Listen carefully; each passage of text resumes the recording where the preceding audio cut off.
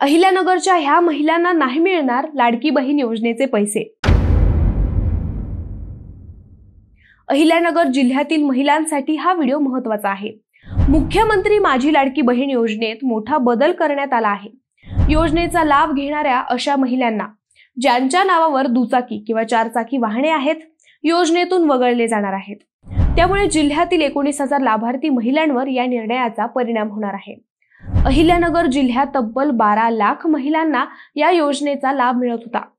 मात्र शासनाने आता आर्थिक निकष कठोर करत ज्या महिलांच्या नावावर दुचाकी किंवा चारचाकी वाहने आहेत त्यांना अपात्र ठरवण्याचा निर्णय घेतला आहे। जिल्हा परिषदेच्या महिला व बाल विकास विभागाने 19,000 महिलांची यादी उपप्रादेशिक परिवहन विभागाकडे आरटीओ कडे पाठवली आहे। आरटीओ कडून या महिलांच्या नावावर नोंद असलेल्या वाहनांची पडताळणी करून अंतिम अहवाल महिला बाल विकास विभागाकडे सादर केला जाणार आहे। त्यानंतर या महिलांना योजनेतून वगळण्यात येईल। या निर्णयामुळे अनेक महिलांमध्ये नाराजी आणि अस्वस्थता पसरली आहे। अनेक कुटुंबांनी कर्ज काढून दुचाकी घेतल्या असून ती केवळ नावावर असल्यामुळे त्यांना योजनेतून वगळले जाणार असल्याने अनेक महिलांमध्ये सरकारविषयी नाराजी वाढली आहे।